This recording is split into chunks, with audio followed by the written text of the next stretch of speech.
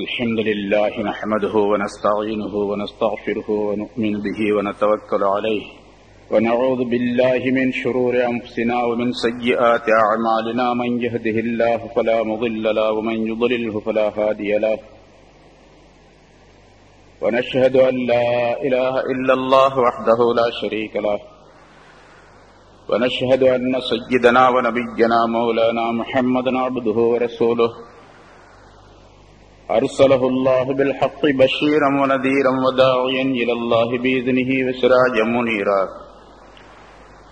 أما بعد فقد قال الله تعالى في كلامه القديم أعوذ بالله من الشيطان الرجيم بسم الله الرحمن الرحيم سبحان الذي أسرى بعبده ليلا من المسجد الحرام إلى المسجد الأقصى الذي باركنا حوله لنريه من آياتنا إنه هو السميع البصير صدق الله العظيم.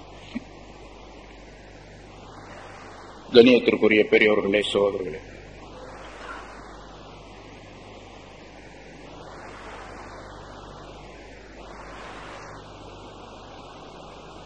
அல்லாஹு தஆலா ஒரு நிகழ்ச்சியை நடைபெறச் செய்கின்றான் என்றால் அதன் மூலமாக பல்லாயிரக்கணக்கான விஷயங்கள் மனித குலத்திற்கு சேர்க்கப்படுவதற்காக வேண்டி, பல்லாயிரக்கணக்கான ரகசியங்கள் வெளிப்படுத்தப்படுவதற்காக வேண்டி, இன்னும் பல ரகசியங்கள் வெளிப்படுத்தப்படாமல் இருப்பதற்காக வேண்டி அல்லாஹ் தஆலா அந்த நிகழ்ச்சியை ஏற்படுத்துகின்றான். எத்தனையோ அற்புதமான நிகழ்ச்சிகள் உலக வரலாற்றிலே நாம் பார்க்கின்றோம். அவற்றிலெல்லாம் மிகச்சிறந்த அற்புதமாக, ஞானம் நிறைந்ததாக, படிப்பினைக்குரியதாக, பல்வேறு விதமான நன்மைகளை மனித சமுதாயத்திற்கு சேர்த்து வைப்பதற்காக வேண்டி நிகழ்த்தப்பட்டதுதான் மிஅராஜ் என்ற இந்த சம்பவம். ரசூலுல்லாஹி ஸல்லல்லாஹு அலைஹி வஸல்லம் அவர்களுக்கு மட்டுமே உலகத்திலே பல கோடிக்கணக்கான மக்கள் வந்தார்கள், பல்லாயிரக்கணக்கான நபிமார்கள் வந்தார்கள். ஆனால் உலகத்தில் எவருக்கும் கொடுக்கப்படாத, எந்த நபிக்கும் தரப்படாத ஒரு அற்புதமான நிகழ்வாக மிஅராஜ் என்ற இந்த சம்பவத்தை அல்லாஹ் தஆலா ரசூலுல்லாஹி ஸல்லல்லாஹு அலைஹி வஸல்லம் அவர்களுக்கு நிகழ்த்தி காட்டினான். இது வெறுமனே சம்பவம், நிகழ்ச்சி என்பதாக இல்லாமல் அதற்குள்ளே மனிதர்கள் படிப்பினை பெறுவதற்காக வேண்டி ஏராளமான செய்திகளும் அடங்கி இருக்கின்றன. அவற்றை உற்று நோக்கி கவனித்து நம்மை நாம் சரிபடுத்திக் கொள்வது கட்டாயமாகும் என்பதையும் நாம் இங்கே உணர வேண்டும்.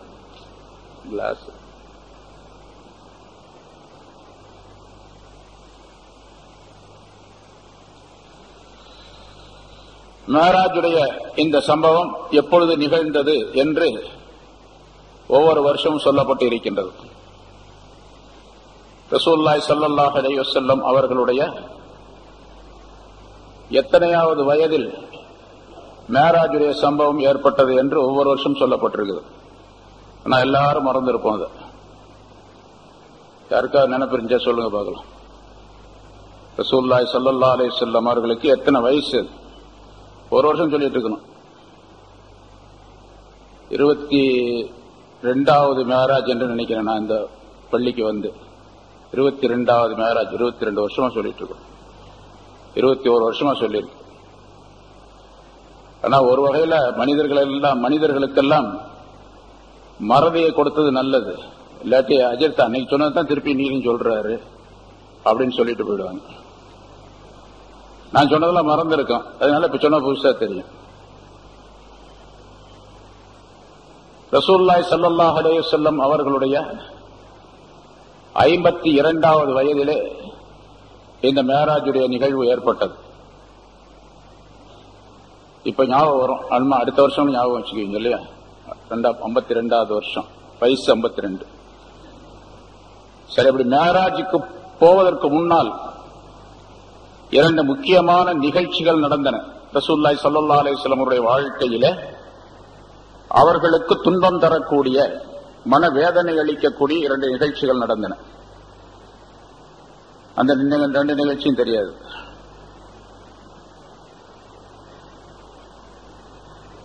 ஒன்னு, அவர்களுடைய பெரிய தந்தை அபூ தாலிப் இறந்தது. சில தினங்களுக்கு முன்னால், சில மாதங்களுக்கு முன்னால் அபூ தாலிப் இறந்து விட்டார். அதாவது ரசூலுல்லாஹி ஸல்லல்லாஹு அலைஹி வஸல்லம் அவர்கள் ஹிஜ்ரத் செய்வதற்கு ஒரு 3 வருஷத்துக்கு முன்னால, அப்ப மேராஜுக்கு 2 வருஷத்துக்கு முன்னால அபூ தாலிப் இறந்தார். அபூ தாலிப் இறந்த உடனேயே ரசூலுல்லாஹி ஸல்லல்லாஹு அலைஹி வஸல்லம் அவர்களுக்கு மிகப்பெரிய கவலை ஏற்பட்டது. மக்கா குறைஷியர்களுக்கெல்லாம், காபிர்களுக்கெல்லாம் மிகப்பெரிய கொண்டாட்டமாக இருந்தது. ஏனென்றால் ரசூலுல்லாஹி ஸல்லல்லாஹு அலைஹி வஸல்லம் அவருடைய பிரச்சாரத்திற்கு முழு ஆதரவு தரக்கூடியவர்களாகவும், அந்த குறைஷி குலத்திலே அரபியர்களுக்கு மத்தியிலே மிக மதிப்பு வாய்ந்தவராகவும் அவர் இருப்பதின் காரணமாக இந்த முஹம்மதை ஸல்லல்லாஹு அலைஹி வஸல்லம் அவர்களை எதுவுமே செய்ய முடியவில்லை என்றும் எண்ணிக்கொண்டிருந்த நிலையிலே நேரத்திலே அபூ தாலிப் இறந்து விட்டார். அபூ தாலிப் இறந்தது மிகப்பெரிய கவலை நபி அவர்களுக்கு. நமக்கு ஆதரவாக இருந்தவர் போய்விட்டார் என்பதாக. அதுக்கு பின்னால ஒரு 3 தினங்கள் கழித்தவுடனேயே ஹதீஜா வஃபாத் ஆகிவிட்டார். அவர்களும் இந்த ரசூலுல்லாஹி ஸல்லல்லாஹு அலைஹி வஸல்லம் அவர்களுடைய செயலாக்கத்திற்காக வேண்டி மிகப்பெரிய உறுதுணையாக இருந்தவர்கள். தங்களுடைய பொருளால், உடலால், உதவியால், சொல்லால், எல்லா வகையிலும் மிகப்பெரிய உதவியாளராக இருந்தார். அவரும் இறந்து விட்டார். இந்த நிகழ்ச்சிகள் ரெண்டும் மிகப்பெரிய மனவேதனை தரக்கூடியதாகவும், சிறகொடிந்த பறவையை போன்று இருக்கக்கூடிய சூழ்நிலையும் ரசூலுல்லாஹி ஸல்லல்லாஹு அலைஹி வஸல்லம் அவர்களுக்கு ஆகிவிட்டது. அதற்கு பிறகுதான் தாயிஃப் நகருக்கு சென்றார்கள் பிரச்சாரத்திற்காக வேண்டி. அங்கேயும் பலவிதமான துன்பங்கள். வரலாற்றிலே தாயிஃப் நகரத்திலே ரசூலுல்லாஹி ஸல்லல்லாஹு அலைஹி வஸல்லம் பெற்ற துன்பத்தை போன்று வேறு யார் எந்த இடத்திலும் எந்த நேரத்திலும் அவர்கள் துன்பமடையவில்லை என்பதாக குறிப்பிடப்பட்டிருக்கின்றது. இந்த துன்பங்களுக்கெல்லாம் ஒரு மன நிறைவாக, ஆறுதலாக ரசூலுல்லாஹி ஸல்லல்லாஹு அலைஹி வஸல்லம் அவர்களுக்கு அல்லாஹ் தஆலா இந்த மிஅராஜ் என்ற நிகழ்ச்சியை ஏற்படுத்தினார். அல்லாஹ் தஆலாவுடைய நாட்டப்படி அது முன்னால் அவனுடைய நாட்டத்திலே தீர்வு செய்யப்பட்டது. ஆனாலும் இந்த நிகழ்ச்சிகளுக்கு பின்னால் ஏற்படுத்தப்பட்டது ரசூலுல்லாஹி ஸல்லல்லாஹு அலைஹி வஸல்லம் அவர்களுக்கு மிகப்பெரிய ஆதரவாக இருந்தது. சம்பவம், மிஅராஜுடைய சம்பவம் தெரியும். மக்காவில் இருந்து பைத்துல் முகத்தஸ் என்று சொல்லப்படக்கூடிய ஜெருசலத்தில் இருக்கக்கூடிய அந்த புனித இடத்திற்கு முதலாவதாக அல்லாஹ் தஆலா ஜிப்ரீல் அலைஹிஸ்ஸலாம் அவர்கள் மூலமாக புராக் என்ற ஒரு வாகனத்திலே ஏற்றி அவர்கள் அழைத்து செல்லப்பட்டார்கள். அதற்கு முன்னால் என்ன நிகழ்வுகள் நடந்தன என்பது பற்றியுள்ள வரிசையாக அந்த செய்திகள் எல்லாம் சொல்லப்பட்டு இருக்கின்றன. ஜிப்ரீல் அலைஹிஸ்ஸலாம் அவர்கள் வந்தார்கள். ரசூலுல்லாஹி ஸல்லல்லாஹு அலைஹி வஸல்லம் அவர்களை அழைத்தார்கள்.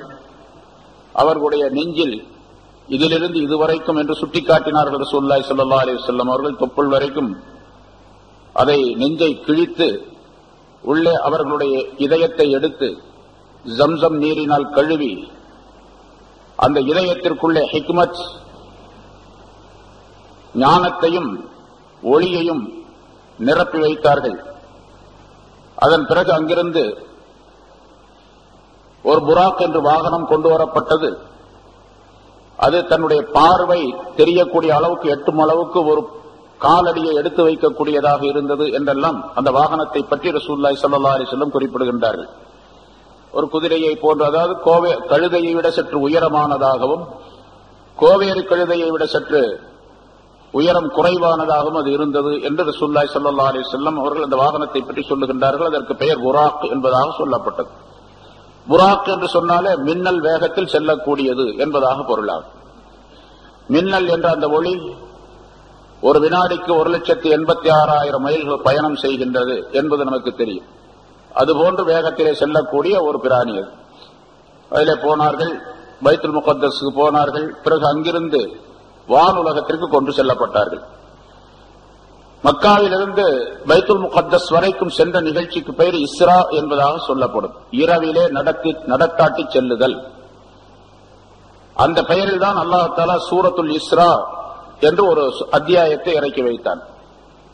சூரத்துல் இஸ்ரா என்று சொல்லப்படும், அல்லது சூரத்து பனி இஸ்ராயில் என்று சொல்லப்படும். 15வது ஜுஸினுடைய ஆரம்பத்திலிருந்து உள்ள பகுதி.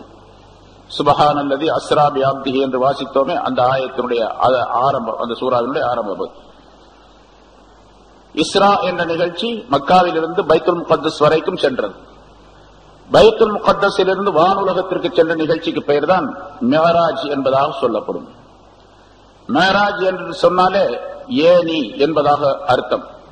ஏறி செல்லக்கூடிய கருவி, ஏணி என்பதாக பொருளாகும். ஒரு ஏணியின் வழியாக ஏறி செல்லுவதை போன்று ரசூலுல்லாஹி ஸல்லல்லாஹு அலைஹி வஸல்லம் அவர்கள் சென்றார்கள் என்று அதற்கு விளக்கம் தரப்பட்டு இருக்கின்றது. பிறகு முதல் வானத்திற்கு சென்றார்கள். இப்படி செல்லக்கூடிய நேரத்தில் பல்வேறு விதமான நிகழ்வுகள் ஏற்பட்டன.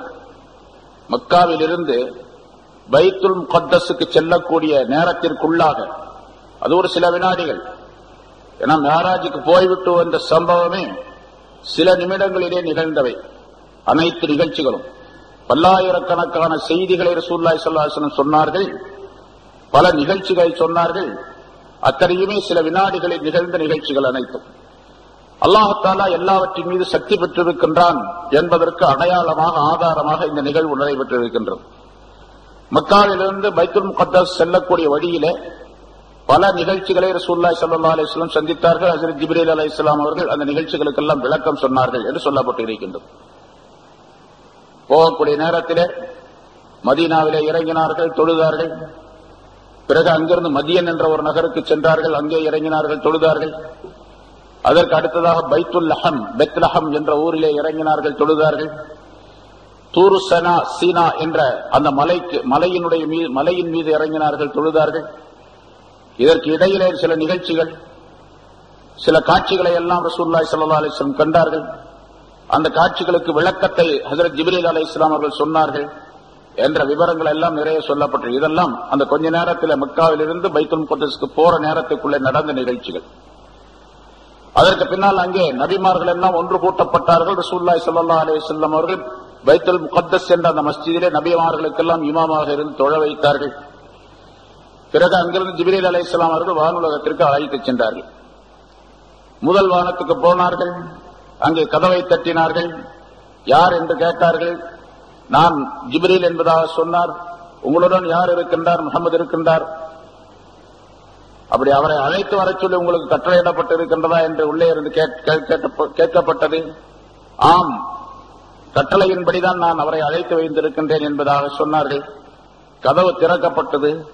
அங்கே ஆதம் அலைஹிஸ்ஸலாம் அவர்கள் இருந்தார்கள். மர்ஹபம் பில் இப்னி ஸாலிஹ் வன் நபிய்யி ஸாலிஹ் என்று வாழ்த்து சொன்னார்கள். நல்லடியாரான என்னுடைய மகனுக்கு, நல்லடியாரான ஒரு நபிக்கு நற்செய்தி உண்டாவதாக என்று வாழ்த்து சொன்னார்கள். பிறகு அவர்கள் சில நிகழ்ச்சிகள் அங்கே நடைபெற்றன. அந்த நிகழ்ச்சிகள் பின்னால் இரண்டாவது வானத்துக்கு சென்றார்கள்.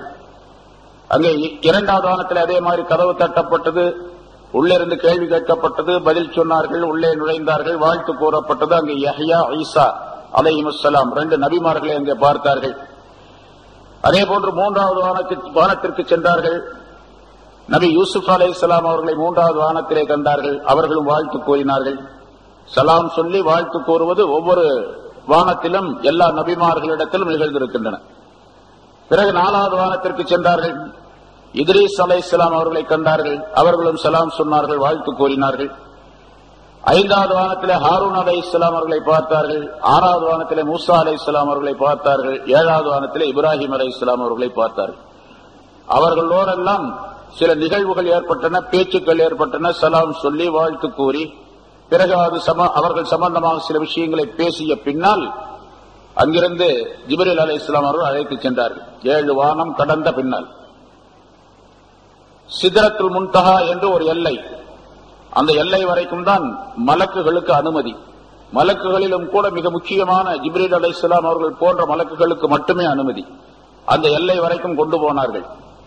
இந்த எல்லைக்கு அப்பால் நான் வர முடியாது, நீங்கள் சென்று விடுங்கள் என்பதாக சொல்லி ரசூலுல்லாஹி ஸல்லல்லாஹு அலைஹி வஸல்லம் அவர்களுக்கு ஹஜ்ரத் ஜிப்ரீல் அலைஹிஸ்ஸலாம் அவர்கள் சொன்னார்கள். ரசூலுல்லாஹி ஸல்லல்லாஹு அலைஹி வஸல்லம் அவர்கள் அல்லாஹ்வுடைய உத்தரவுப்படி அங்கிருந்து புறப்பட்டார்கள். அங்கிருந்து எப்படி புறப்பட்டார்கள் என்பதற்கு சில அறிவிப்புகளிலே ஒரு போர்வை ஒன்று அங்கே அவர்களுக்கு விரிக்கப்பட்டது. அந்த போர்வையிலே உட்கார்ந்தார்கள். அந்த போர்வை அவர்களை அழைத்து சென்றது, அதாவது பறந்து கொண்டு சென்றது. அவர்களை எவ்வளவு தூரம் சென்றது, எப்படி சென்றது என்ற விவரங்கள் எல்லாம் ரசூலுல்லாஹி ஸல்லல்லாஹு அலைஹி வஸல்லம் அவர்கள் சொல்லவில்லை. அந்த போர்வை அவர்களை அழைத்து சென்றது. அது எப்படி இருந்தது என்பது பற்றி உள்ள விளக்கங்களை எல்லாம் ரசூலுல்லாஹி ஸல்லல்லாஹு அலைஹி வஸல்லம் முழுமையாக சொல்லவில்லை. இந்த இடத்துல அல்லாஹ் தஆலா ரசூலுல்லாஹி ஸல்லல்லாஹு அலைஹி வஸல்லம் அவர்களுக்கு மன ஆறுதலுக்காக வேண்டி, எந்த நபியும் இல்லாத ஒரு சூனியமான வெளி, பிரம்மாண்டமான ஒரு இடம், இதுவரைக்கும் எந்த மனிதரும் கண்டிராத இடம், அப்படிப்பட்ட ஒரு இடத்துல வாயு வேகம், மனோவேகம் என்று சொல்வார்களே, ஒளியினுடைய வேகம், அதைவிட மிஞ்சிய வேகம், அந்த வேகத்திலே அது போய்கொண்டு இருக்கின்றது. அந்த நிலையிலே ரசூலுல்லாஹி ஸல்லல்லாஹு அலைஹி வஸல்லம் அவர்களுக்கு மனோ ஆறுதலுக்காக வேண்டி ஹஜ்ரத் அபூபக்கர் சித்திக் ரலியல்லாஹு தஆலா அவருடைய குரலை போன்று ஒரு குரல் கேட்கக்கூடிய நிலையை அல்லாஹ் தஆலா ஏற்படுத்தி வைத்தான், ஆறுதல் அடைவதற்காக வேண்டி. பிறகு அல்லாஹ் தஆலாவுடைய சன்னிதானத்திற்கு சென்றார்கள். அல்லாஹ்வுக்கு காணிக்கையாக இந்த அத்தஹியாத் என்பதை வைத்தார்கள். இதெல்லாம் சொல்லப்பட்டிருக்கின்றது நிறைய. காணிக்கையாக அத்தஹியாத்து என்று சொன்னால் வணக்கம் சம்பந்தப்பட்ட எல்லா விஷயங்களும் அதற்குள்ளே அடக்கம். 3 வார்த்தைகள் நாம் ஓதக்கூடிய இந்த அத்தஹியாத்திலே சொல்லப்படுகின்றது. ஆரம்பமாக எல்லா வணக்கங்களுடைய சாரங்களும் உட்பொதிந்ததாக அந்த 3 வார்த்தைகளை மேராஜுடைய அந்த நேரத்திலே ரசூலுல்லாஹி ஸல்லல்லாஹு அலைஹி வஸல்லம் அவர்கள் அல்லாஹ்வுடைய சன்னிதானத்திலே சமர்ப்பித்தார்கள். அதுதான் அத்தஹியாத்திலே நாம் ஓதிக்கொண்டிருப்பது. அத்தஹியாத் ஓதக்கூடிய நேரத்திலே இதுவெல்லாம் நமக்கு நினைவுக்கு வர வேண்டும். எவ்வளவு அற்புதமான வாசகம், அது யாரால் சொல்லப்பட்ட வாசகம், எந்த இடத்திலே சொல்லப்பட்ட வாசகம், அதை சொன்னவர் யார், அங்கீகரித்தவர் யார் என்பதெல்லாம் நினைவுக்கு வர வேண்டும். ரசூலுல்லாஹி ஸல்லல்லாஹு அலைஹி வஸல்லம் சொன்னார்கள், அல்லாஹ் தஆலா அதை அங்கீகரித்தான், ஏற்றுக்கொண்டான். சொன்னார்கள், அத்தஹியாத்து லில்லாஹி வஸ்ஸலவாத்து வத்தய்யிபாத். தஹியத் என்று சொன்ன தஹியத் என்பதனுடைய பன்மை தஹியாத் என்பது. அதில் அலிஃப்லாம் சேர்ந்தவுடன் அத்தஹியாத் என்று வரும். சொல் சம்பந்தப்பட்ட வணக்கங்கள் அனைத்தும், சொல்லால் ஏற்படக்கூடிய வணக்கங்கள். அல்லாஹ் சொல்லுகின்றோம், சுப்ஹானல்லாஹ் சொல்றோம், அல்ஹம்துலில்லாஹ் சொல்லுகிறோம், லா இலாஹா இல்லல்லாஹ் சொல்லுகிறோம், அல்லாஹு அக்பர் சொல்லுகின்றோம், இன்னும் எத்தனையோ தஸ்பீஹாத்துகள், ஜிக்ருகளை எல்லாம் சொல்லுகின்றோம். இதுவெல்லாம் குர்ஆன் ஓதுகின்றோம், திலாவத்துல் குர்ஆன், இவை எல்லாமே சொல் சம்பந்தப்பட்ட வணக்கங்கள்.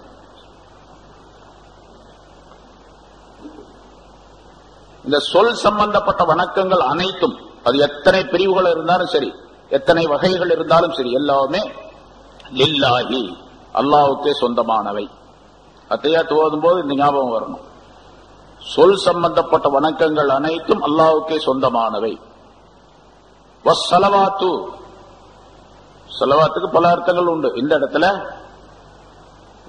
செயல் சம்பந்தப்பட்ட வணக்கங்கள் அனைத்தும், செயல் சம்பந்தப்பட்ட வணக்கங்கள் அனைத்தும், அது சொல்லு, இது செயல்பாடு, உடல் உறுப்புகளால் செய்யப்படக்கூடிய செயல்பாடுகள். ருக்கோ செய்யறோம், நிலை நிக்கிறோம், தக்பீர் கட்டுறோம், ருக்கோ செய்யறோம், சஜிதா செய்யறோம், இப்படி செயல் சம்பந்தப்பட்ட எத்தனை வணக்கங்கள் இருக்கின்றனவோ அவை அனைத்துமே அல்லாஹ்வுக்கே சொந்தமானவை. மூன்றாவது அத்தய்யிபாத், பொருள் சம்பந்தப்பட்ட வணக்கங்கள். இந்த பொருள் அப்படிங்கிறதுக்கு இந்த இடத்துல பொதுவா அந்த சொல், செயல், பொருள் அப்படிங்கிற அதுக்கு உள்ள நேரடி வார்த்தைகள் இங்கே இல்லை. வேறொரு வார்த்தையை கொண்டு ரசூலுல்லாஹி ஸல்லல்லாஹு அலைஹி வஸல்லம் சொன்னார்கள். அதுக்குரிய ஆழமான கருத்துகள் நிறைய இருக்கின்றன. இங்கே மூன்றாவதாக சொல்லப்படக்கூடிய அந்த வார்த்தையை நாம் கவனிக்க வேண்டும், கவனத்தில் கொள்ள வேண்டும். தய்யிபாத், பொருள் சம்பந்தப்பட்ட வணக்கங்கள் அனைத்தும், ஜகாத்து கொடுக்கின்றோம், தர்மங்கள், தான தர்மங்கள், சதகா செய்கின்றோம், ஹதியாக்கள், அன்பளிப்பு கொடுக்கின்றோம், இப்படி எத்தனையோ வகையிலே நம்முடைய பொருளை தானமாக, தர்மமாக கொடுக்கின்றோம். இந்த பொருள் சம்பந்தப்பட்ட வணக்கங்கள் எல்லாம் அல்லாஹ்வுக்கே சொந்தம் என்று சொல்லக்கூடிய அந்த வாசகத்திலே அத்தய்யிபாத் என்பது பொருள் சம்பந்தப்பட்டது என்று இருந்தாலும் கூட, குர்ஆனிலே அல்லாஹ் தஆலா பொருளை தேடுகின்ற விஷயத்திலே அல்லது பொருளை பெற்று சாப்பிடுகின்ற விஷயத்திலே தய்யிபாத் என்ற வார்த்தையை அல்லாஹ் தஆலா உபயோகிக்கின்றான் குர்ஆனிலே. யா அய்யுஹல்லதீன ஆமனூ குலூ மினத் தய்யிபாத்தி, ஈமான் கொண்டவர்களே தய்யிபாத்திலிருந்து நீங்கள் சாப்பிடுங்கள் என்று சொல்லுகின்றான். தய்யிபாத் என்று சொன்னால் இனிமையானது, நல்லது, மனமானது, எந்த விதமான அப்பழுக்கற்றது என்பதாக பொருளாகும். அப்ப பொருள் எப்படி இருக்க வேண்டும், தர்மம் செய்யக்கூடிய பொருள் எப்படி இருக்க வேண்டும் என்று சொன்னால் ஹலாலாக இருக்க வேண்டும் என்று அல்லாஹ் தஆலா தெரியப்படுத்துகின்றான். தய்யிபாத்துக்கு அர்த்தம் கேட்ட கருத்தர்த்தம் ஹலாலான பொருளாக இருக்க வேண்டும். தர்மம் செய்யக்கூடிய பொருள் ஜகாத்தாக இருந்தாலும் சரி, சதகா உபரியான சதகாவாக இருந்தாலும் சரி, அல்ல தஹியா காணிக்கையாக இருந்தாலும் சரி, ஹதியாவாக இருந்தாலும் சரி, எதுவாக இருந்தாலும் சரி அது ஹலாலாக இருக்க வேண்டும். ஹலாலான பொருளை கொண்டு செய்யப்படக்கூடிய வணக்கத்திற்கு பெயர் தய்யிபாத் என்று சொல்லப்படும். ஆக இத்தனை கருத்துக்களும் அந்த 3 வார்த்தைகளுக்குள்ளே அமைய பெற்றிருக்கின்றன. தஹியாத்து வஸ்ஸலவாத்து வத்தய்யிபாத்து லில்லாஹி. லில்லாஹி முதல்ல சொல்லிடுறோம், அல்லாஹ்வுக்காக வேண்டி. எல்லா வணக்கங்களும் சொல் சம்பந்தப்பட்டவை, செயல் சம்பந்தப்பட்டவை, பொருள் சம்பந்தப்பட்டவை அனைத்துமே அல்லாஹ்வுக்கே சொந்தம் அப்படின்னு ரசூலுல்லாஹி ஸல்லல்லாஹு அலைஹி வஸல்லம் அவர்கள் அல்லாஹ் தஆலாவுடைய சன்னிதானத்தில் தங்களுடைய காணிக்கையை சமர்ப்பித்தார். யா அல்லாஹ் உனக்கே எல்லாம் அப்படின்னு சொன்னாங்க. அல்லாஹ்வுக்கே சொந்தமானது. அஸ்ஸலாமு அலைக்க அய்யுஹன் நபியு, அல்லாஹ் தஆலா திருப்பி பதில் சொன்னான், நபியே உங்களின் மீது சலாம் உண்டாவதாக, என்னுடைய சலாம். அல்லாஹ்வுடைய சாந்தி நேரடியாக அல்லாஹ் தஆலாவின் மூலமாக ரசூலுல்லாஹி ஸல்லல்லாஹு அலைஹி வஸல்லம் அவர்களுக்கு கொடுக்கப்படுகின்றது. அங்கே அஸ்ஸலாமு அலைக்க, சலாம், என்னுடைய சலாம், சாந்தி, சமாதானம், நிம்மதி இவையெல்லாம் உங்களின் மீது உண்டாவதாக, அய்யுஹன் நபியு, நபி அவர்களே என்று அல்லாஹ் தஆலா சொன்னான். ரசூலுல்லாஹி ஸல்லல்லாஹு அலைஹி வஸல்லம் அவர்கள் சொன்னார்கள், அலைனா அய்யுஹன் நபியு வ ரஹ்மத்துல்லாஹி வ பரகாத்து அஸ்ஸலாமு அலைனா வ அலா இபாதில்லாஹிஸ் ஸாலிஹீன். ஸல்லல்லாஹு அலைஹி வஸல்லம் அவர்கள் சொன்னார்கள், யா அல்லாஹ் உன்னுடைய சலாம், உன்னுடைய ரஹமத், உன்னுடைய பரக்கத் இவையெல்லாம் எனக்கு மட்டுமே சொந்தமானதாக ஆக்கிக் கொள்ள நான் விரும்பவில்லை. என் மீதும் எங்களின் மீதும் நல்லடியார்கள் அனைவரின் மீதும் அந்த சலாம் பரக்கத்துகள் எல்லாம் உண்டாவதாக என்று ரசூலுல்லாஹி ஸல்லல்லாஹு அலைஹி வஸல்லம் அவர்கள் அல்லாஹ் தஆலாவிடத்தில் உம்மத்தினர் அனைவருக்கும் அது கிடைக்கப்பெற வேண்டும் என்பதாக துஆ செய்தார்கள். அதை ஓதிக்கொண்டிருக்கின்றோம். நாம் ஓதுகின்ற நேரத்தில் இந்த நினைவுகள், இந்த நிகழ்ச்சிகள் எல்லாம் நினைவுக்கு வர வேண்டும். பிறகு இதற்கு சாட்சியாக மலக்குகள் சொன்னதாக குறிப்பிடப்படுகின்றது, அஷ்ஹது அல்லா இலாஹ இல்லல்லாஹ் வ அஷ்ஹது அன்ன முஹம்மதுர் ரசூலுல்லாஹ், அஷ்ஹது அல்லா இலாஹ இல்லல்லாஹ் வ அஷ்ஹது அன்ன முஹம்மதன் அப்துஹு வ ரசூலுஹு. 2 விதமான அறிவிப்புகள் இருக்கின்றன. ரசூலுல்லாஹ் அல்லாஹ் தஆலா ஒருவன் வணக்கத்திற்குரியவன் என்பதாக நான் சாட்சி சொல்லுகின்றேன். அதே போன்று முஹம்மது ஸல்லல்லாஹு அலைஹி வஸல்லம் அவர்கள் அல்லாஹ் தஆலாவுடைய அடியாரும் தூதருமாக இருக்கிறார்கள் என்று சாட்சி சொல்லுகிறேன் என்ற இந்த வாசகம் மேராஜுடைய அந்த நேரத்திலே அல்லாஹ் தஆலாவுடைய சன்னிதானத்திலே சொல்லப்பட்டது. மிக அற்புதமான ஒரு வாசகம். அதை தொழுகையிலே நாம் ஓதிக்கொண்டிருக்கின்றோம். அதனால்தான் தொழுகை என்பது சாதாரணமான ஒரு வேலை அல்ல. எப்படி ரசூலுல்லாஹி ஸல்லல்லாஹு அலைஹி வஸல்லம் அவர்களுக்கு மெஹராஜ் என்ற நிகழ்வு கிடைத்ததோ அதே போன்று ஒவ்வொரு மூமினான மனிதருக்கும் மெஹராஜ் கிடைக்கின்றது தொழுகையின் மூலமாக. அஸ்ஸலாத்து மிஅராஜுல் மூமினீன், தொழுகை என்பது மூமின்களுக்கு மிஅராஜாக அமைந்திருக்கின்றது என்று ரசூலுல்லாஹி ஸல்லல்லாஹு அலைஹி வஸல்லம் சொன்னார்கள். ஆக நமக்கு மிஅராஜ் கிடைக்கின்றது, ஒவ்வொரு நேரமும் கிடைக்கின்றது. மிஅராஜுடைய அந்த பலன்களை பெற வேண்டும் என்று சொன்னால் தொழுகையை மிகச் சரியாக தொழ வேண்டும் என்பது பொருளாகும். இன்ஷா அல்லாஹ் அது சம்பந்தமான விளக்கங்கள் கடைசியில சொல்லுவோம்.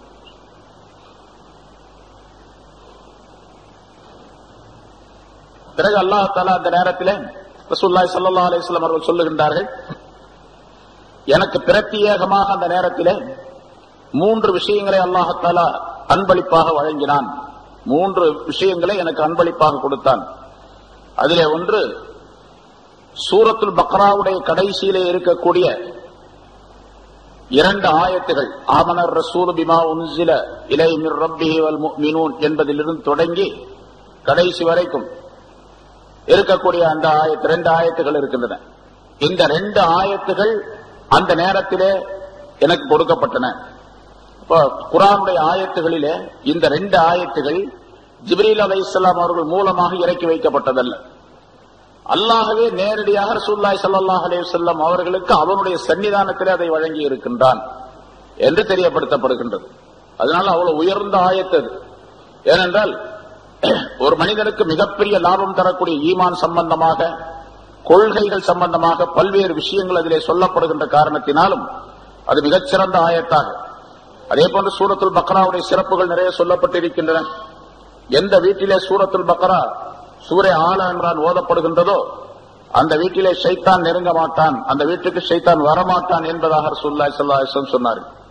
அதே போல இன்னொரு ஹதீஸிலே ரசூலுல்லாஹி ஸல்லல்லாஹு அலைஹி வஸல்லம் சொல்லுகின்றார்கள், குர்ஆன் அதாவது மனித இனம் படைக்கப்படுவதற்கு முன்னதாக, மனிதன் படைக்கப்படுவதற்கு, ஆதம் அலைஹிஸ்ஸலாம் அவர்கள் படைக்கப்படுவதற்கு முன்னதாக 2000 ஆண்டுகளுக்கு முன்னாலேயே, அது இன்னொரு அறிவிப்பில் 1000 ஆண்டுகளுக்கு முன்னாலே அல்லாஹ் தஆலா சூரத்து தாஹா, சூரத்துல் பக்ரா இந்த இரண்டையும் ஓதினான். அல்லாஹ் ஓதினான். அல்லாஹ் தான், அவனுடைய கலாம் தான் அது. அல்லாஹ்வே ஓதினான் அப்படின்னு சொன்னா அல்லாஹ்வே ஓதி அதனுடைய மகிமையை, அதனுடைய சிறப்பை தெரியப்படுத்துகின்றான் என்பது பொருளாகும். சூரத்து தாஹாவையும் சூரத்துல் பக்ராவையும் அல்லாஹ் ஓதினான் 1000 ஆண்டுகளுக்கு முன்னதாகவே என்று சொல்லப்பட்டிருக்கின்றது. அப்படிப்பட்ட அற்புதமான வசனங்கள் அது சூரத்துல் பக்ராவில் உள்ள, அது கடைசியிலே உள்ள அந்த 2 ஆயத்துகள் மிகச் சிறப்பானவை என்பதை மேராஜுடைய இந்த சம்பவம் நமக்கு எடுத்து காட்டுகின்றது. அதே போன்று இன்னொன்று, என்னுடைய உம்மத்தினர் யார் இணை வைக்காமல், அல்லாஹுக்கு இணை வைக்காமல் இறந்து விடுகின்றார்களோ அவர்களுக்கு அல்லாஹ் தஆலா மன்னிப்பளிப்பதாக வாக்களித்தான். இந்த 2 ஆயத்தையும் அருளினான். அதே போன்று யார் இணை வைக்காமல் உலகத்தை விட்டு மறைந்து விடுகின்றார்களோ, இறந்து விடுகின்றார்களோ அவர்களுக்கு என்னுடைய மக்ஃபிரத் மன்னிப்பு உண்டு என்றும் அல்லாஹ் தஆலா அந்த நேரத்தில் என்னிடத்தில் சொன்னான் என்று ரசூலுல்லாஹி ஸல்லல்லாஹு அலைஹி வஸல்லம் அவர்கள் குறிப்பிடுகின்றார்கள். ஆனால் அல்லாஹ் தஆலாவிடத்தில் என்னென்ன பேச வேண்டுமோ, அல்லாஹ் எப்படி நாடினானோ, எதை நாடினோ அதையெல்லாம் பேசினார்கள். என்ன பேசினார்கள் அப்படிங்கிறதுக்கு தொழுகை சம்பந்தப்பட்ட விஷயங்கள், 50 நேரத்து தொழுகை கொடுத்தான். பிறகு அதை 5 நேரமாக குறைக்கப்பட்டது. மூசா அலைஹிஸ்ஸலாம் அவர்களுடைய சொல்படி, அவர்கள் கேட்டுக்கொண்டதின்படி என்பதாக சொல்லப்பட்ட விஷயங்களும் நிறைய பல தடவை சொல்லப்பட்டு இருக்கின்றது. ஆனா என்னென்ன விஷயங்களை முழுமையாக பேசினார்கள், எத்தனை செய்திகளை சொன்னார்கள், என்னென்ன சம்பவங்களை அல்லாஹ் தஆலா சொன்னான் என்பதற்கெல்லாம் தெளிவான விளக்கம் கிடையாது. ஞானவான்கள் சூஃபியாக்கள் சொல்லுவார்கள், 12,000 ரகசியமான விஷயங்களையும் 12,000 பகிரங்கமான விஷயங்களையும் அல்லாஹ் தஆலா ரசூலுல்லாஹி ஸல்லல்லாஹு அலைஹி வஸல்லம் அவர்களிடத்தில் அந்த நேரத்தில் பேசினான் என்பதாக சொல்லப்பட்டிருக்கின்றது. இதெல்லாம் சூஃபியாக்கள் சில கருத்துக்களை, சில ஆதாரங்களை வைத்து அவர்களை சொல்லுகின்றார்கள். தெளிவான ஹதீஸின் படிக்க அந்த 12,000 அப்படிங்கறதெல்லாம் கிடையாது. என்ன சஹீஹான ஹதீஸ், சரியான ஹதீஸின் படி சூஃபியாக்கள் சிலருடைய கருத்துக்களை வைத்து, முன்னோர்கள் சஹாபாக்களுடைய சில கருத்துக்கள், வார்த்தைகளை வைத்து அவர்கள் சொல்லுகின்றார்கள் இந்த மாதிரி விஷயங்கள். அதாவது 12,000 24,000 செய்திகளை அல்லாஹ் தஆலா ரசூலுல்லாஹி ஸல்லல்லாஹு அலைஹி வஸல்லம் அவர்களிடத்தில் பேசினான் என்பதால். ஆக பேசப்பட்ட விஷயங்கள் ரகசியமானவை, மிக அற்புதமான விஷயங்களை எல்லாம் ரசூலுல்லாஹி ஸல்லல்லாஹு அலைஹி வஸல்லம் பேசி இருப்பார்கள் என்பதிலே சந்தேகம் இல்லை. ஏன்னா யாருக்குமே தரப்படாத ஒரு அற்புதமான நிகழ்வாக இங்கிருந்து வானுலகத்திற்கு அழைத்து சென்ற நிகழ்ச்சி சாதாரணமானதாக இருக்க முடியாது. ஏதாவது ஒரு சில விஷயங்களை பேசிவிட்டு அந்த அத்தஹியாத்தை மட்டும் சொல்லிட்டு ஆமனர் ரசூல் என்ற அந்த துஆவை வாங்கி கொண்டு, ஆயத்தை வாங்கி கொண்டு வருவதற்காக வேண்டி மட்டும் ரசூலுல்லாஹி ஸல்லல்லாஹு அலைஹி வஸல்லம் போகல. அப்படி இருக்க முடியாது. ஏராளமான பல்லாயிரக்கணக்கான செய்திகளை அல்லாஹும் ரசூலும் பேசி இருப்பார்கள் அந்த இடத்துல. அல்லாஹ் ரசூலுல்லாஹி ஸல்லல்லாஹு அலைஹி வஸல்லம் இடத்துல சொல்லி இருப்பார். அதையெல்லாம் நாம் தெளிவாக கண்டுகொள்ள முடியாது, தெளிவாக தெரிய வேண்டிய அவசியம் இல்லை. ஏன்னா அது ஷரியத்திற்கு உட்பட்டதல்ல. ஷரியத்துடைய சட்டங்களாக அது எவையுமே கிடையாது. எது சட்டமாக இருக்க வேண்டுமோ அதையெல்லாம் ரசூலுல்லாஹி ஸல்லல்லாஹு அலைஹி வஸல்லம் தெளிவுபடுத்தி விட்டார்கள். 5 நேரத்து தொழுகை 50ஆக இருந்தது, 5ஆக அல்லாஹ் தஆலா குறைத்தான். 5 நேரத்து தொழுகையை சரியாக தொழக்கூடியவர்கள் 50 நேரத்தில் கிடைக்கக்கூடிய நன்மைகளை முழுமையாக பெற்றுக் கொள்வார்கள் என்றும் சொல்லி இருக்கின்றார்கள். இதெல்லாம் தெளிவான விஷயம். அதே மாதிரி அத்தஹியாத் சம்பந்தப்பட்ட விஷயம், ஆமனர் ரசூல் என்ற இந்த ஆயத்து சம்பந்தப்பட்ட விஷயம், எதுவெல்லாம் மனித சமுதாயத்திற்கு தேவைப்படுமோ, உலகத்திலும் ஆகிரத்திலும், உலக வாழ்க்கையிலும் மௌத்துக்கு பின்னாலும் மனிதனுக்கு தேவைப்படுமோ அவை அனைத்தையும் ரசூலுல்லாஹி ஸல்லல்லாஹு அலைஹி வஸல்லம் சொல்லிவிட்டார்கள். எது தேவையில்லையோ அதையெல்லாம் சொல்லவில்லை. நாமும் அதை பேசாமல் விட்டு விடுவதுதான் நல்லது. அது பற்றி என்ன சொல்லிக் கொண்டிருந்தார்கள், என்ன பேசினார்கள், என்ன பேசினார்கள், என்ன செய்திகளை எல்லாம் அல்லாஹ் தஆலா சொன்னான் என்பதெல்லாம் நாம் ஆய்ந்து கொண்டிருக்க, ஆராய்ச்சி செய்து கொண்டிருக்க வேண்டிய அவசியம் இல்லை. யாராவது சொல்லி இருக்கின்றார்கள் என்று சொன்னால் அதையும் மறுக்க வேண்டிய அவசியம் கிடையாது. ஒருத்தர் சொல்லியது இப்ப நம்ம நான் சொன்னேன் 12,000 ரகசியமான செய்திகள், 12,000 பகிரங்கமான செய்திகளை அல்லாஹ் தஆலா பேசினான் அப்படின்னு சூஃபியாக்கள் சில பேர் சொல்றாங்க. அதை நம்ம மறுக்க வேண்டிய அவசியம் கிடையாது, இருக்கலாம். ஆனா அது நமக்கு தேவையா வாழ்க்கைக்கு, மார்க்கத்திலே, ஷரியத்திலே என்றால் அது நமக்கு தேவையும் இல்லை. அதனால அதை அப்படியே விட்டு. ஆக ரசூலுல்லாஹி ஸல்லல்லாஹு அலைஹி வஸல்லம் அவர்களுக்கு மிகப்பெரிய மதிப்பையும் மரியாதையும் தருவதற்காகவே அல்லாஹ் தஆலா கொண்டு சென்றான். அந்த மதிப்பையும் மரியாதையும் வெறுமனை கொண்டு சென்றதின் மூலமாக மட்டுமல்லாமல் ஏராளமான நிகழ்ச்சிகளின் மூலமாக அல்லாஹ் தஆலா அந்த மரியாதையை ஏற்படுத்தினான் என்பது பொருளாகும். ஏன்னா இங்கிருந்து போறதுன்னு லேசான வேலையா? இப்ப பாக்குறோம், நம்ம இந்த டிஸ்கவரி போச்சு, அதுல போனா அமெரிக்காவில இருந்து ஆளுக போனாங்க. முதல்ல 2003 ஒரு 7 பேரை அனுப்புனா, அந்த 7 பேரும் திரும்பி வரும்போது கரிஞ்சிட்டாங்க எல்லாருமே. அந்த வாகனம், அந்த டிஸ்கவரி எல்லாமே அப்படியே கரியாயிடுச்சு, தூளாயிடுச்சு. அது எங்க போச்சு, என்ன ஆச்சுன்னே தெரியல. அத்தனை பேர் 7 பேரும் போயிட்டாங்க. அது இந்தியாவை சேர்ந்த ஒரு பொம்பளையும் இருந்தா, எல்லாம் போயிட்டாங்க 7 பேரும்.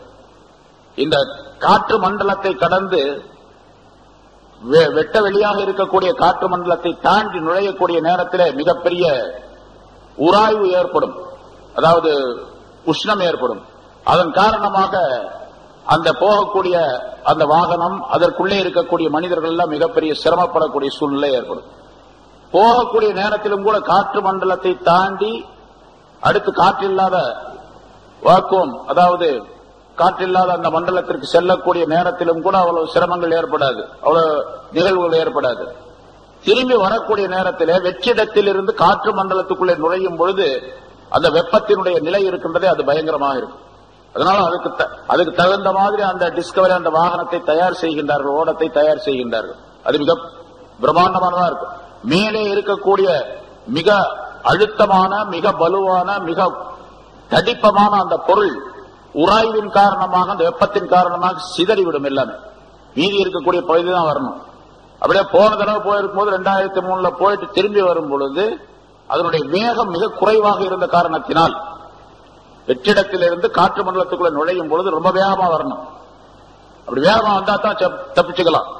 கரியக்கூடிய சூழ்நிலை ஏற்படாது, வெப்பத்தினால் கரிக்கக்கூடிய சூழ்நிலை ஏற்படாது. வேகம் குறைவா இருந்துச்சுன்னு சொன்னா அந்த இடத்துல கரிஞ்சிடாது. வேகம் குறைவாக இருந்த காரணத்தால் முதல்ல கரிஞ்சிருச்சது 2003 7 பேரோட. இப்ப வந்து சேர்ந்துச்சு. இப்ப போன மாசம் பார்த்தோம் பேப்பர்ல, வெற்றிகரமாக வந்திறங்கினார்கள் அப்படின்னு எல்லாம் போட்டு படம் எல்லாம் போட்டுதான் எல்லாரும் பார்த்திருப்பீங்க. எவ்வளவு வேகமா வந்தாங்க? போனதுதான் வந்தது 25,000 கிலோமீட்டர் வேகத்துல, ஒரு மணிக்கு 25,000 கிலோமீட்டர் வேகத்துல வெற்றிடத்திலிருந்து காற்று மண்டலத்துக்குள்ள நுழைஞ்சது. இப்ப அது 10 அப்படின்னு தான் 37,600 கிலோமீட்டர் வேகத்துல, 37,600 கிலோமீட்டர் வேகத்துல அந்த டிஸ்கவரி உள்ளே நுழைஞ்சது. பாதுகாப்பாக வந்து சேர்ந்தார்கள் அப்படின்னு பார்க்கணும். எதுக்கு சொல்றேன்னு கேட்டா, இப்ப நமக்கு அதை ஆராய்ச்சி செய்ய வேண்டியதில்லை. அவ்வளவு வேகத்துல வந்தா தான் அந்த வெப்பத்திலிருந்து தாக்கு பிடிக்க முடியும், வெப்பத்திலிருந்து தப்பித்துக் கொள்ள முடியும் என்று சொல்லும் பொழுது ரசூலுல்லாஹி ஸல்லல்லாஹு அலைஹி வஸல்லம் எந்த டிஸ்கவரியில போனாங்க? எந்த டிஸ்கவரிக்குள்ள போயிருந்து போனாங்க? எந்த பாதுகாப்பு இருந்துச்சு? அல்லாஹ்வுடைய பாதுகாப்பு. அதான் முதல்ல போன பல தடவை சொல்லியிருக்க, ஒவ்வொரு வருஷமும் இந்த மாதிரி உள்ள ஒரு சூழ்நிலையை தாக்கு பிடிப்பதற்காக வேண்டித்தான் ரசூலுல்லாஹி ஸல்லல்லாஹு அலைஹி வஸல்லம் அவர்களுடைய நெஞ்சு ஆபரேஷன் செய்யப்பட்டது. அதற்குள்ளே இருக்கக்கூடிய இதயம் எடுக்கப்பட்டது. அதில் ஈமானும் ஹிக்மத்தும் நிரப்பப்பட்டது. பிறகு ஜிப்ரீல் அலைஹிஸ்ஸலாம் அவர்களுடைய துணையோடு அவர்கள் போனார்கள். தாங்கள் தனியா போல. ரசூலுல்லாஹி ஸல்லல்லாஹு அலைஹி வஸல்லம் அவர்களுக்கு டிஸ்கவரி ஜிப்ரீல் அலைஹிஸ்ஸலாம் தான். ஜிப்ரீல் அலைஹிஸ்ஸலாம் அவர்கள் என்ற அந்த ஏன்னா அவங்களுக்கு அந்த பாதிப்புலாம் ஏற்படாது. அவங்க மலக்குகள், மனிதர்கள் அல்ல. அவங்க எல்லா இடத்துலயும் இருப்பாங்க, சூரியனுக்குள்ளேயும் கூட போயிருப்பாங்க. அல்லாஹ் தஆலா அந்த ஆற்றலை தந்திருக்கின்றான். அந்தந்த இடத்துக்கு போகும்போது அந்தந்த மாதிரி மாறிக்குவாங்க. உலகத்துக்கு வந்தா மனுஷன் மாதிரி இருப்பாங்க, அங்க போனா மலக்குகள் மாதிரி இருப்பாங்க. இப்படி எல்லாம் நிறைய இங்கேயும் மலக்கா இருப்பாங்க, மனிதனா இருப்பாங்க. அங்க போனா அங்கேயே அதே மாதிரி இருப்பாங்க. எல்லா வடிவத்திலும் வடிவம் கொள்ளுவார்கள் மலக்குகள். அதுல ஜிப்ரீல் அலைஹிஸ்ஸலாம் அவர்கள் மிக பலம் வாய்ந்தவர்கள், மிக சக்தி வாய்ந்தவர்கள், அற்புதமானவர்கள், வழக்குகளுடைய தலைவர் என்றெல்லாம் சொல்லப்பட்டு இருக்கின்றது. அதனால ஜிப்ரீல் அலைஹிஸ்ஸலாம் அவர்களோடு போய் அந்த இடத்துக்கு போனாங்க. சரி, இவ்வளவு பெரிய நிகழ்ச்சி ஏன் ஏற்படுத்த வேண்டும் என்று சொன்னால், வெறுமனே ஆறுதல் சொல்லுவது என்பதற்காக மட்டுமல்ல, ரசூலுல்லாஹி ஸல்லல்லாஹு அலைஹி வஸல்லம் அவர்களுடைய உயர்வான அந்தஸ்தை சொல்லி காட்டுவதற்காக வேண்டியும் தெரியப்படுகிறார். ரசூலுல்லாஹி ஸல்லல்லாஹு அலைஹி வஸல்லம் மதிப்பையும் மரியாதையும் முதலாவதாக நாம் விளங்க வேண்டும். ஏன்னா இப்ப உள்ள சில வாலிபர்கள் நம்ம பார்க்கிறோம், என்ன அதான் ரசூலுல்லாஹி ஸல்லல்லாஹு அலைஹி வஸல்லம் அவர்களுக்கு தனி மதிப்பெல்லாம் கிடையாது, எல்லா மனிதர்களும் போலதான் அப்படின்னு சொல்லக்கூடியவர்களும் உண்டு. அவங்களுக்கு ஒரு தனி ஸ்பெஷலான ஒரு நிலையை அல்லாஹ் தஆலா கொடுத்திருந்தான். அதான் ரசூல் அப்படிங்கிறது. அந்த ரசூல் என்ற பெயர்ல ரசூலுல்லாஹி ஸல்லல்லாஹு அலைஹி வஸல்லம் குர்ஆனை வாங்கினாங்க, ஜிப்ரீல் அலைஹிஸ்ஸலாம் மூலமாக அதை கொண்டாந்து கொடுத்தாங்க. அவ்வளவுதான், அவங்க வேலை முடிஞ்சு போச்சு. அதுக்கு பின்னால அவங்களுக்கு தனி மதிப்பெல்லாம் கொடுக்க வேண்டிய அவசியம் இல்லை அப்படின்னு வாய் துடுக்காக சொல்லக்கூடிய சில வாலிபர்கள் இருந்து கொண்டிருக்கின்றார்கள். அது எவ்வளவு பெரிய தண்டனைக்குரிய குற்றம் அப்படிங்கிறது. முதல்ல ரசூலுல்லாஹி ஸல்லல்லாஹு அலைஹி வஸல்லம் அவர்களை அல்லாஹ்வே புகழ்கின்றான் குர்ஆன்ல. ஏராளமான இடங்களிலே, பல நூற்றுக்கணக்கான இடங்களிலே அல்லாஹ் தஆலா ரசூலுல்லாஹி ஸல்லல்லாஹு அலைஹி வஸல்லம் அவர்களை குர்ஆனிலே புகழ்ந்து சொல்லி காட்டுகின்றான். ஒன்றல்ல இரண்டல்ல, எத்தனை ஆயத்துகள். வல்லுஹா வல்லைலி இதா சஜா என்று வரக்கூடிய சூரத்துல் லுஹா ரசூலுல்லாஹி ஸல்லல்லாஹு அலைஹி வஸல்லம் அவருடைய முழுமையான புகழ்ச்சியை சொல்லி காட்டக்கூடியது. அலம் நஷ்ரஹ் லக சத்ரக் சூரத்துல் இன்ஷிராஹ் அது ரசூலுல்லாஹி ஸல்லல்லாஹு அலைஹி வஸல்லம் அவருடைய முழுமையான அந்தஸ்தை சொல்லி காட்டக்கூடியதாக அல்லாஹ் தஆலா அமைத்து வைத்திருக்கின்றான். இன்னக லஅலா குலுகின் அலீம், மகத்தான குணத்தில் நீங்கள் இருக்கின்றீர்கள். பல நூற்றுக்கணக்கான ஆயத்துகள், ஒன்றல்ல, 100 அல்ல, 200 அல்ல, ஆயிரக்கணக்கான ஆயத்துகள் இருக்கின்றன. ஒரு செய்தியை சொல்லும் போது அல்லாஹ் தஆலா குர்ஆன்ல எல்லாத்துக்கும் தெரியும். குர்ஆன்ல சொல்லும் போது நேரடியா அல்லாஹ் தஆலா நான் இப்படி சொல்றேன் அப்படின்னு சொல்லல. பல இடங்கள்ல குல் நபியே நீங்கள் சொல்லுங்கள், நான் இப்படி சொல்லுவதாக நீங்கள் சொல்லுங்கள் அப்படின்னு சொன்னா ரசூலுல்லாஹி ஸல்லல்லாஹு அலைஹி வஸல்லம் அவர்களுக்குரிய மதிப்பை அங்கே அல்லாஹ் தஆலா சொல்லி காட்டுகிறான். குல் என்ற வார்த்தையின் மூலமாக ரசூலுல்லாஹி ஸல்லல்லாஹு அலைஹி வஸல்லம் அவருடைய மதிப்பையும் மரியாதையும் உயர்வையும் அல்லாஹ் தஆலா அங்கே தெரியப்படுத்துகின்றான். எந்த இடத்துல குல் வந்தாலும் சரி, அந்த இடத்துல எல்லாம் நபியை நீங்கள் சொல்லுங்கள் அப்படின்னு அல்லாஹ் சொல்லுவது அது ரசூலுல்லாஹி ஸல்லல்லாஹு அலைஹி வஸல்லத்தின் மதிப்பை உயர்த்தி காட்டுகின்றது. நேரடியாக அல்லாஹ் தஆலா சொல்லாது. இதெல்லாம் ரசூலுல்லாஹி ஸல்லல்லாஹு அலைஹி வஸல்லம் அவர்களுடைய சிறப்பையும் உயர்வையும் அந்தஸ்தையும் சொல்லி காட்டக்கூடியது. அதனால்தான் ஞானவான்கள் இதுவரைக்கும் இந்த 1400 ஆண்டுகளாக ரசூலுல்லாஹி ஸல்லல்லாஹு அலைஹி வஸல்லம் அவர்களை எப்படியெல்லாம் புகழ்ந்தார்கள் என்று நாம் கணக்கிட்டு பார்க்கும் பொழுது, அதையெல்லாம் சேர்த்து பார்க்கும் பொழுது நபி அவர்களுடைய புகழ்ச்சி இன்னும் அதிகமாகும். எவ்வளவு புகழ்ந்தாலும் சரி ரசூலுல்லாஹி ஸல்லல்லாஹு அலைஹி வஸல்லம் அவர்களுக்கு அது தகுமானதாகும். அத்தனை புகழ்ச்சிக்கு தகுமாக இருந்தாலும் கூட அப்துஹு வ ரசூலுஹு, அவர்கள் அல்லாஹ்வுடைய அடியாரும் அல்லாஹ்வுடைய ரசூலுமாக இருக்கிறார் அப்படிங்கிறது ஒப்புக்கொள்ள. அல்லாஹ்வுடைய அடியார் அல்லாஹ்வுடைய ரசூல் அப்படின்னு சொன்னதுனால மதிப்பு மரியாதை குறைஞ்சு போயிருதுன்னு அர்த்தம் இல்ல, மதிப்பு மரியாதை உயர்றதுன்னு அர்த்தம்.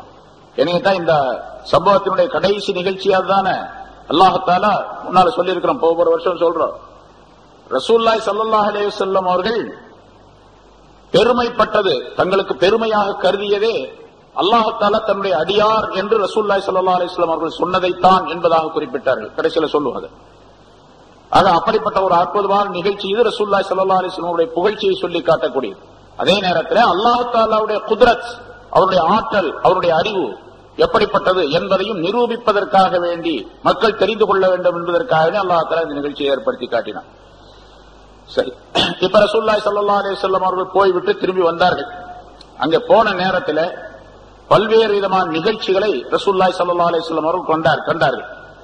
இன்னொரு நிகழ்ச்சி, அந்த அத்தஹியாத் என்பதை ரசூலுல்லாஹி ஸல்லல்லாஹு அலைஹி வஸல்லம் சொன்னார்கள். பிறகு அல்லாஹ் தஆலா அந்த சன்மானங்களை வழங்கினான் என்பதோடு ரசூலுல்லாஹி ஸல்லல்லாஹு அலைஹி வஸல்லம் அவர்கள் கேட்டார்கள்.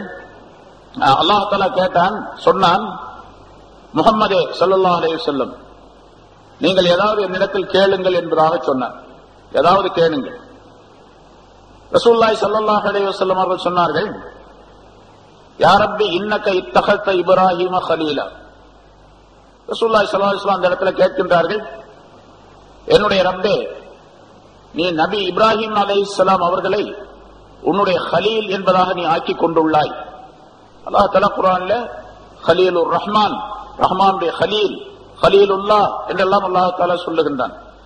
வத்தகத இப்ராஹீம கலீலா, குர்ஆனிலே அல்லாஹ் தஆலா சொல்லுகின்றான், இப்ராஹிம் அலைஹிஸ்ஸலாம் அவர்களை தன்னுடைய நேசராக அல்லாஹ் ஆக்கி கொண்டான் என்பதாக. அதை ரசூலுல்லாஹி ஸல்லல்லாஹு அலைஹி வஸல்லம் சொல்லி காட்டுகின்றார்கள். இப்ராஹிம் அலைஹிஸ்ஸலாம் அவர்களை நீ உன்னுடைய நேசராக ஆக்கி கொண்டாய். வ கல்லம்த மூசா தக்லீமா, மூசா அலைஹிஸ்ஸலாம் அவர்களிடத்தில் நீ பேசினாய், அவர்களை கலீமுல்லா என்ற பட்டத்தோடு அவர்களை ஆக்கி கொண்டாய். வ ஆத்தைத தாவூத முல்கன் அலீமா, தாவூத் அலைஹிஸ்ஸலாம் அவர்களுக்கு ஒரு பெரிய அரசாட்சியை நீ கொடுத்து, கலீஃபத்துல்லா அல்லாஹ்வுடைய பிரதிநிதி என்ற பெயரை அவருக்கு நீ கொடுத்தாய். அவருக்கு கையினால் இரும்பை தொட்டால் அது இழகக்கூடிய ஒரு சூழ்நிலையை ஏற்படுத்தி வைத்தாய். அதன் மூலமாக அவர் உருக்கு சட்டைகளையும் போர்க்கவசங்களையும் செய்து கொண்டிருந்தார். சஹர்தலகுல் ஜிபால, மலைகளை எல்லாம் அவருக்கு நீ வசப்படுத்தி கொடுத்திருந்தாய். ஆத்தாய்த்த சுலைமான முல்கன் அலீமா, சுலைமான் நபி அவர்களுக்கு ஒரு பெரிய அரசாட்சியை கொடுத்தாய். வேறு யாருக்குமே கொடுக்காத மிகப்பெரிய ஆட்சியை அவர்களுக்கு நீ அளித்திருந்தாய். வசஹர்தலகுல் ஜின்ன வல் இன்ஸ வஷ்ஷயாத்தீன் வசஹர்தலகுர் ரியாஹ், ஜின்களையும் மனிதர்களையும் ஷைத்தான்களையும் காற்றையும் அவர்களுக்கு நீ வசப்படுத்தி கொடுத்து அவருடைய ஆட்சிக்கு உட்பட்டதாக இவற்றையெல்லாம் நீ ஆக்கி வைத்திருந்தாய். ஈசா அலைஹிஸ்ஸலாம் அவர்களுக்கு தௌராத் இன்ஜீலை எல்லாம் நீ கற்றுக் கொடுத்தாய்.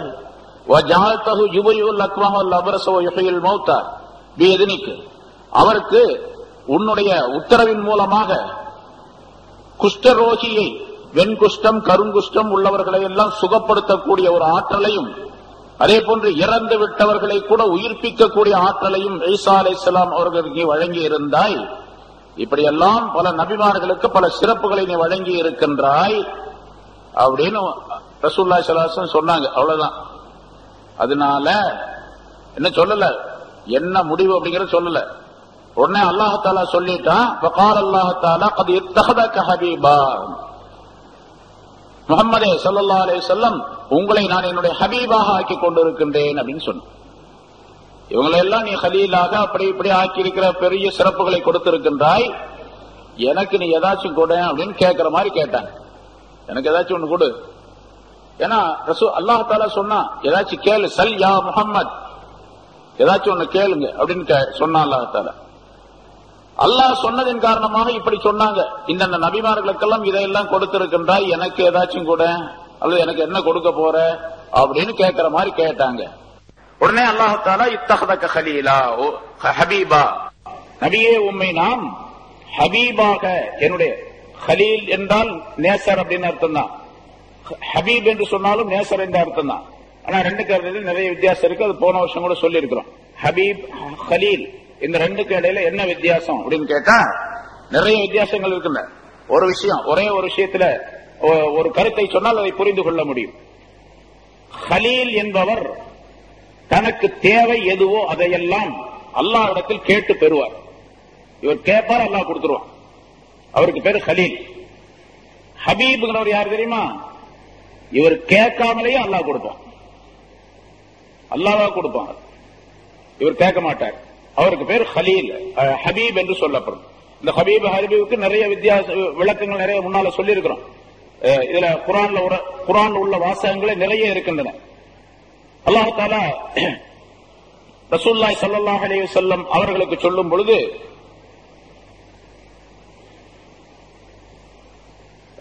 இப்ராஹிம் அலைஹிஸ்ஸலாம் அவர்களை பார்த்து அல்லாஹ் தஆலா சொல்லுகின்றான். இப்ராஹிம் அலைஹிஸ்ஸலாம் அல்லாஹ்விடத்தில் கேட்கின்றார்கள், வலா துஹ்ஸினி யௌம யுபாஸூன், யா அல்லாஹ், கியாமத் நாளில் மனிதர்கள் எல்லாம் உயிர் கொடுத்து எழுப்பப்படக்கூடிய அந்த நாளிலே, மஹ்ஷர் மைதானத்திலே, கியாமத் நாளிலே என்னை நீ கேவலப்படுத்தி விடாதே அப்படின்னு கேட்டாங்க. அல்லாஹ் தஆலா குர்ஆனில் அதை சொல்லுகின்றான், என்னை கேவலப்படுத்தி விடாதே அப்படின்னு ஹலீலாகி இப்ராஹிம் அலைஹிஸ்ஸலாம் அல்லாஹ்விடத்தில் கேட்டார்கள். அல்லாஹ் தஆலா அதை ஒப்புக்கொண்டான். ரசூலுல்லாஹி ஸல்லல்லாஹு அலைஹி வஸல்லம் அவர்களுக்கு அல்லாஹ் தஆலா குர்ஆனிலே சொல்லுகின்றான், யௌம லா யுஹ்ஸில்லாஹு நபிய்ய வல்லதீன ஆமனூ மாஹு, நபி அவர்களையும் ரசூலுல்லாஹி ஸல்லல்லாஹு அலைஹி வஸல்லம் அவர்களையும் அவர்களோடு யார் ஈமான் கொண்டிருக்கின்றார்களோ அவர்களையும் அல்லாஹ் கேவலப்படுத்தாத அந்த நாளிலே அப்படின்னு சொல்றான். இப்ராஹிம் அலைஹிஸ்ஸலாம் கேட்டாங்க, என்ன கேவலப்படுத்தி விடாதே அப்படின்னு, அல்லாஹ் கொடுத்தான். ரசூலுல்லாஹி ஸல்லல்லாஹு அலைஹி வஸல்லம் கேட்கல, அல்லாஹ்வே சொல்லுகின்றான், வலிய வந்து சொல்லுகின்றான், அல்லாஹ் நபியை கேவலப்படுத்தாத அந்த நாளில் கேவலப்படுத்த மாட்டான். இங்கே ரசூலுல்லாஹி ஸல்லல்லாஹு அலைஹி வஸல்லம் அவர்களை சொன்னதோடு அவர்களை கொண்டு யார் ஈமான் கொண்டிருக்கின்றார்களோ அவர்களுக்கும் அந்த சிறப்பை அல்லாஹ் தஆலா தருவதாக வாக்களிக்கின்றான் குர்ஆனின் மூலமாக. எவ்வளவு பெரிய அற்புதமான ஒரு பாக்கியம் அது. அதனால அந்த பாக்கியத்தை கியாமத்தினால் கேவலப்படாமல் இருக்கக்கூடிய பாக்கியம் ரசூலுல்லாஹி ஸல்லல்லாஹு அலைஹி வஸல்லம் அவர்களோடு சேர்ந்து நமக்கும் கிடைக்க வேண்டும் என்று சொன்னா நம்ம எப்படி இருக்கணும் அப்படிங்கறத கவனிச்சுக்கணும். முதல்ல நம்ம எப்படி இருந்தா அந்த பாக்கியம் கிடைக்கும், அதை கவனித்துக் கொள்ள, அதை நாம் நினைவில் கொள்ள வேண்டும். இல்லன்னு சொன்னா ரசூலுல்லாஹ் இருக்கிறாங்க, அவங்க கையை பிடிச்சிட்டு பின்னால துணியை பிடிச்சிட்டு போயிடலாம் அப்படிலாம் நம்பிக்கை கொள்ளக்கூடாது. அது சரியாகாது. அது ரசூலுல்லாஹி ஸல்லல்லாஹு அலைஹி வஸல்லம் அவர்களே சொன்னாங்க. பாத்திமா நாயகி அவர்களை பார்த்து சொன்னாங்க, பாத்திமாவே அன்கிதி நப்சிகி மினன்னார், உன்னை நீதான் நரக நெருப்பிலிருந்து பாதுகாத்துக் கொள்ள வேண்டும் அப்படின்னு சொன்னாங்க. என்னால முடியாது, நீ செய்யக்கூடிய அமல்கள் தான் உனக்கு லாபமா நஷ்டமா தரக்கூடியது, நான் ஒண்ணும் பண்ண முடியாது. அன்கிதி நப்சிகி மினன்னார், நரக நெருப்பை விட்டு உன்னை நீ பாதுகாத்துக் கொள்வாயாக, உன்னை நீதான் பாதுகாத்துக் கொள்ளணும். நீ நபியுடைய மகள் அப்படிங்கறதுக்காக கியாமத் நாள்ல நான் ரசூலுல்லாஹ்வுடைய மகள், கொஞ்சம் எல்லாம் ஒதுங்கி நில்லுங்க, மினிஸ்டர் வர்ற மாதிரி தனியா இடம் கொடுங்க, சீட்டு கொடுங்க எல்லாம் சொல்ல முடியாது. எல்லாத்துக்கும் உள்ள சீட்டு தான் உனக்கும். நீ நல்லது செஞ்சா நல்லது, கெட்டது செஞ்சா கெட்டது, அவ்வளவு என்று ரசூலுல்லாஹி ஸல்லல்லாஹு அலைஹி வஸல்லம் அவர்கள் யாரை பார்த்து சொல்றாங்க? சய்யிதத்துன் நிசா, பெண்களுக்கெல்லாம் தலைவி என்று பெயர் கொடுக்கப்பட்ட பாத்திமா ரலியல்லாஹு தஆலா அன்ஹா அவர்களை பார்த்து சொல்லுகின்றார்கள். பெண்களுக்கு சொர்க்கத்திலே பெண்களுக்கு தலைவியாக இருப்பார்கள் அப்படின்னு சொல்லணும். அவங்களுக்கே சொல்லணும் அப்படின்னு சொன்னா நம்ம எப்படி இருக்கணும்? அப்ப சரி, இப்படி இந்த ஹலீல் ஹபீப் என்பதற்கு நிறைய வித்தியாசங்கள் இருக்கு, அது சொன்னா நிறைய நேரம் போயிடுது. சரி, ஆக ரசூலுல்லாஹி ஸல்லல்லாஹு அலைஹி வஸல்லம் அவர்கள் எனக்கு ஏதாவது வேண்டும் என்று கேட்ட பொழுது அல்லாஹ் தஆலா கொடுத்தான், ஹபீப் என்ற பட்டத்தை கொடுத்தான். ஹபீப் என்ற பட்டம் ரசூலுல்லாஹி ஸல்லல்லாஹு அலைஹி வஸல்லம் அவர்களுக்கே பிரத்யேகமானது. அது எல்லா வகையான நன்மைகளையும் உட்கொண்டதாக அல்லாஹ் தஆலா அமைத்து தந்திருக்கின்றான் என்பதாக பொருளாகும். சரி, அதே போல ரசூலுல்லாஹி ஸல்லல்லாஹு அலைஹி வஸல்லம் அவர்கள் அல்லாஹ் தஆலாவுடைய சன்னிதானத்திலிருந்து இந்த அன்பளிப்புகளை எல்லாம் பெற்றுக் கொண்டு வந்த பின்னால அங்கே சொர்க்கம், நரகம், இன்னும் பல ஏராளமான நிகழ்ச்சிகளை ரசூலுல்லாஹி ஸல்லல்லாஹு அலைஹி வஸல்லம் அவர்களுக்கு அல்லாஹ் தஆலா காண்பித்தான். அதாவது ஜிப்ரீல் அலைஹிஸ்ஸலாம் அவர்களுடைய துணையோடு அந்த நிகழ்ச்சிகளை எல்லாம் ரசூலுல்லாஹி ஸல்லல்லாஹு அலைஹி வஸல்லம் கண்டார்கள். சொர்க்கத்தை பார்த்தாங்க, நரகத்தை பார்த்தாங்க, சொர்க்கத்தினுடைய இன்பங்கள், நரகத்தினுடைய வேதனைகள், தண்டனைகள். சொர்க்கவாசி, அதாவது சொர்க்கம் நரகம் கிடைப்பது என்பது இனிமேல் உலகமெல்லாம் அழிக்கப்பட்டு நீதி விசாரணை நடைபெற்று அதற்கு பின்னால் யாருக்கு சொர்க்கம் யாருக்கு நரகம் என்று தீர்ப்பளிக்கப்படுகின்றது அல்லவா? அப்பதான் சொர்க்கம் போறது நரகம் போறதெல்லாம். இப்ப இறந்து விட்டவர்கள் பூராமே எங்க இருக்கிறாங்க? அது மூமினாக இருந்தாலும் சரி, மூமின் அல்லாதவர்களாக இருந்தாலும் சரி, எல்லாமே ஒரு தனி உலகத்தில் இருக்கிறாங்க. ஆஹிரத் என்ற ஒரு உலகம், துனியா என்று உலகம். துனியாங்கிறது இந்த உலகம், ஆலமு ஷஹாதா என்று சொல்லப்படும். ஆஹிரத்துடைய உலகத்திற்கு பேரு ஆலமுல் மலக்கூத் என்று சொல்லப்படும். ஆலமுல் மலக்கூத், ஆலமுல் மலக்கூத், ஆலமுல் ஷஹாதா, இந்த ரெண்டுக்கு மத்தியில ஒரு உலகம் இருக்கின்றது. அதுக்கு பேரு ஆலமுல் பர்ஸக், அதுதான் கபூருடைய உலகம். நம்ம கபூர்னு சொல்றோம், கபூர்ல கொண்டு போய் அடக்கிறோம். ஆனா கபூர் மட்டும் ஒரு மனிதனுக்கு ஆலமுல் பர்ஸக் அல்ல, அவன் எங்க போனாலும் சரி அது ஆலமுல் பர்ஸக் தான். நேற்று பாத்தீங்களா, 1000க்கு மேற்பட்டவர்கள் ஈராக்கில அந்த பாலத்துல இருந்து உடைஞ்சு விழுந்து எல்லாம் மூத்தா போயிட்டாங்க அப்படின்னு செய்தி சொன்னோம், பாக்குறோம். ஏன்னா உண்மையிலேயே அந்த அது பாலத்தை உடைஞ்சு விழுந்து இறந்ததெல்லாம் கிடையாது, அது அமெரிக்கர்களுடைய சூழ்ச்சி. மக்களை, அந்த நாட்டு மக்களை எப்படியாவது அழிச்சு நாட்டை இல்லாமல் ஆக்கணும் அப்படிங்கறதுக்காக வேண்டி சொல்லப்பட்டது. சில பேர் கருத்துக்கள் சொன்னார்கள், 1000 பேர் இல்ல, கிட்டத்தட்ட 10,000 பேர் இறந்திருப்பாங்க அந்த கூட்டத்தில். 5 லட்சம் பேர் இருந்த அந்த பாலம் அப்படியே இடிஞ்சு உள்ள விழுந்தது. கிட்டத்தட்ட 10,000க்கு மேற்பட்டவர்கள் அதுல இறந்திருப்பார்கள். 1000, 1000க்கு மேல அப்படின்னு சொல்றான். இனிமேல் கொஞ்சம் கொஞ்சமா வெளியே வரும். அது இப்ப அவங்க எல்லாம் எங்க போனாங்க? அதே மாதிரி நம்ம சொன்னோம், இப்ப அந்த 7 பேர் கரிஞ்சிட்டாங்க டிஸ்கவரியில போய், அவங்க எங்க போனாங்க? எந்த கபூர்ல அடக்கப்பட்டாங்க? அதே மாதிரி இந்த சுனாமியில 2 லட்சத்துக்கு மேற்பட்டவர்கள் இறந்தாங்க. அது கிட்டத்தட்ட ஒரு சில 1000 பாடிகள் தான் கிடைச்சிச்சு, மீதி பாடி எல்லாம் ஒண்ணுமே கிடைக்கல. எங்க போச்சு எல்லாம்? மணலுக்குள்ள புதை உண்டவர்கள், கடல்ல போய் சேர்ந்தவர்கள், மீனுடைய வயிற்றுக்குள்ள போனவர்கள், திமிங்கலத்துக்குடைய வயிற்றுல போனவங்க எவ்வளவு பேர் இருப்பாங்க? அத்தனை பேரும் எல்லாமே ஆலமுல் பர்ஸக் தான். கபூர்ல மண்ணுக்குள்ள அடக்கப்பட்டால் தான் ஆலமுல் பர்ஸக் என்று அல்ல, அர்த்தம் அல்ல. எப்படி ஆனாலும் சரி, இப்ப எல்லாமே தகனம் செய்கின்றார்கள். மற்றவங்க எல்லாம் பேர் தகனம் செய்யறாங்க. தகனம் சொன்னா நெருப்புல வச்சு கொளுத்துறது, நெருப்பில் கரித்தல் அப்படின்னு அர்த்தம். நெருப்பினால் கரிக்கிறது, சாம்பல் ஆக்கிறது, அதுக்குதான் தகனம். அப்படி தகனம் செய்யறாங்க. அவங்க எல்லாம் எங்க போயிடுறாங்க? எல்லாம் அந்த சாம்பலை மட்டும் எடுத்து, விறகு அந்த மண்ணு கிண்ணு எல்லாம் சேர்ந்த சாம்பலை எடுத்து அதை வச்சுக்கிறாங்க தனியா. அது அவர் இறந்ததுக்கு அடையாளமாக அதை வச்சுக்கிறாங்க, அதை இது பண்ணிக்கிறாங்க. இதெல்லாம் பூரா ஆலமுல் பர்ஸக்ல சேர்ந்து, எப்படி இறந்து விட்டு இருந்தாலும் சரி, அவர் முழு உருவமாக இருந்தாலும் சரி, இல்லாவிட்டாலும் சரி, ஆலமுல் பர்ஸக் என்ற உலகத்தில ஆதம் அலைஹிஸ்ஸலாத்திலிருந்து இதுவரைக்கும் யார் யார் இறந்து இருக்கின்றார்களோ, மௌத்தா இருக்குன்னா அவங்க பூரா ஆலமுல் பர்ஸக்ல இருக்கிறாங்க. ஆலமுல் பர்ஸக் என்ற அந்த இடத்துல இதுக்கு பின்னால சொர்க்கம் நரகத்துக்கு போன பின்னால என்னென்ன நிலைகள் ஏற்படுமோ அந்த நிலைகள் உடையவர்களாகவே அப்ப இருக்கிறாங்க. நல்லவங்க நல்ல நிலையில இருக்கிறாங்க, கெட்டவங்க கெட்ட நிலையில இருக்கிறாங்க, தண்டனைக்குரியவர்களா இருந்துட்டு இருக்கிறாங்க. ஆனா நிரந்தரமாக இருப்பது அதுக்கு பின்னால, கேள்வி கணக்கு பின்னால. சரி, இப்போ ரசூலுல்லாஹி ஸல்லல்லாஹு அலைஹி வஸல்லம் அவர்களுக்கு அந்த மேராஜுடைய இரவிலே இனிமேல் சொர்க்கத்திற்கு போனால், இனிமேல் நரகத்திற்கு போனால் அந்த நரகவாசிகள் எப்படி இருப்பார்கள், சொர்க்கவாசிகள் எப்படி இருப்பார்கள், என்னென்ன குற்றங்களை செய்தவர்களுக்கு என்னென்ன தண்டனைகள் கொடுக்கப்படும் பின்னால அப்படிங்கறதெல்லாம் ரசூலுல்லாஹி ஸல்லல்லாஹு அலைஹி வஸல்லம் அவர்களுக்கு சொல்லி காட்டப்பட்டது, எடுத்து காட்டப்பட்டது. அப்படி ஒரு வியூ, ஒரு காட்சி, எப்படி நம்ம டிவியில பாக்குறோமோ அது மாதிரி ஒரு காட்சி எடுத்து காட்டுவது. அதனால ஹதீசுகள்ல நிறைய வருகின்றது, எனக்கு எடுத்து காட்டப்பட்டது அப்படின்னு சொல்லுவாங்க ரசூலுல்லாஹி ஸல்லல்லாஹு அலைஹி வஸல்லம். எனக்கு எடுத்து காட்டப்பட்டது. இன்னைக்கு சுபூலையும் கூட இங்க சுபூத்தோட வந்தவங்களுக்கு தெரியும், அந்த ஒரு ஹதீஸ் வாசிக்கப்பட்டது. உரிலத் அலைய உஜூரு உம்மத்தி, என்னுடைய உம்மத்துடைய நன்மைகள் பற்றி எடுத்து காட்டப்பட்டது எனக்கு. அதிலே பெரிய நன்மை எதுவென்று சொன்னால், மஸ்ஜிதிலே கிடக்கக்கூடிய குப்பை கூளங்களை அகற்றுவது பெரிய நன்மையில் சேர்ந்ததாக எனக்கு எடுத்து காட்டப்பட்டது. பெரிய பாவம், மிக பெரிய பாவம் எனக்கு எடுத்து காட்டப்பட்டது, பாவங்கள் எடுத்து காட்டப்பட்டன. அதிலே பெரிய பாவம் எதுவென்று சொன்னால், குர்ஆனை ஓதி மறந்து விடுவது மிகப்பெரிய பாவமாக காட்டப்பட்டது அப்படின்னு ரசூலுல்லாஹி ஸல்லல்லாஹு அலைஹி வஸல்லம் சொன்னதாக ஒரு ஹதீஸ் வாசிக்கப்பட்டது, சொல்லப்பட்டது. இது மாதிரி அங்க மேராஜுடைய இரவில ரசூலுல்லாஹி ஸல்லல்லாஹு அலைஹி வஸல்லம் அவர்களுக்கு பல காட்சிகளை அல்லாஹ் தஆலா காட்டினார். அதுல சில விஷயங்கள் மட்டும் சொல்லி முடிச்சுக்கலாம்.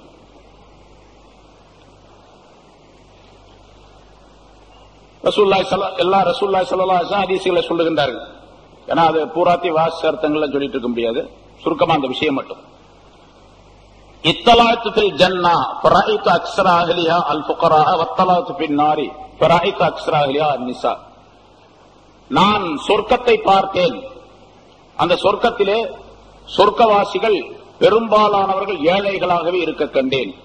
சொர்க்கவாசிகள் ஏழைகள்னா இங்க உலகத்துல ஏழைகளா இருந்தவங்க, உலகத்திலே ஏழைகளாக இருந்தவர்கள் தான் சொர்க்கத்திலே இருக்க கண்டேன் அப்படின்னு அர்த்தம்.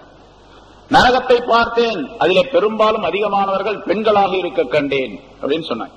இந்த உலகத்தில் இருந்தவர்கள் பெண்கள் நரகத்திற்கு போனாங்க அப்படின்னு இந்த ஹதீஸ்ல சொல்றாங்க.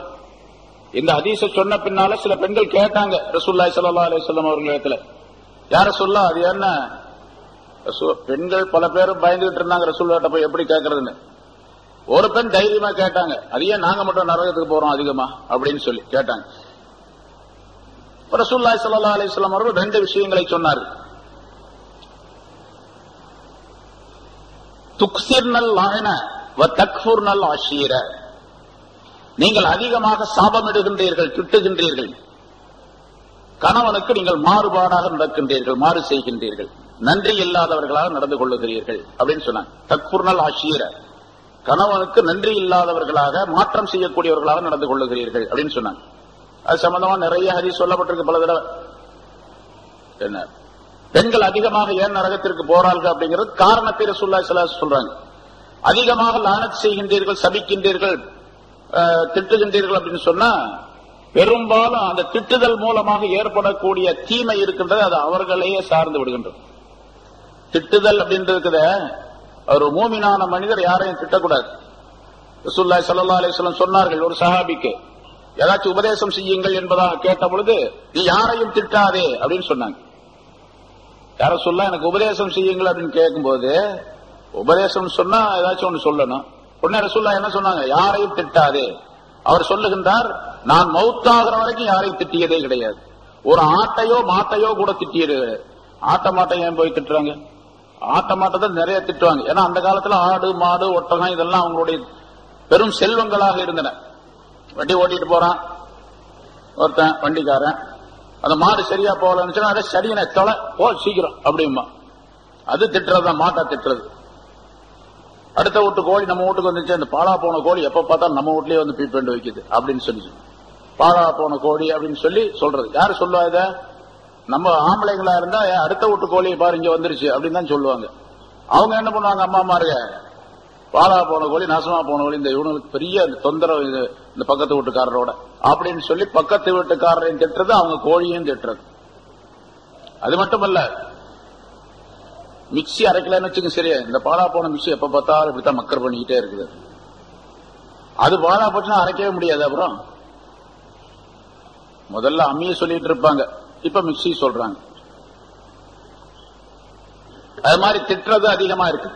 அதே போல திட்டுதல் அப்படிங்கறதுலயே இந்த வீண் பேச்சுக்களை நிறைய பேசுறது. அம்மா மாதிரி சேர்ந்த 2 பேர் சேர்ந்தாங்கன்னா பேசிக்கிட்டே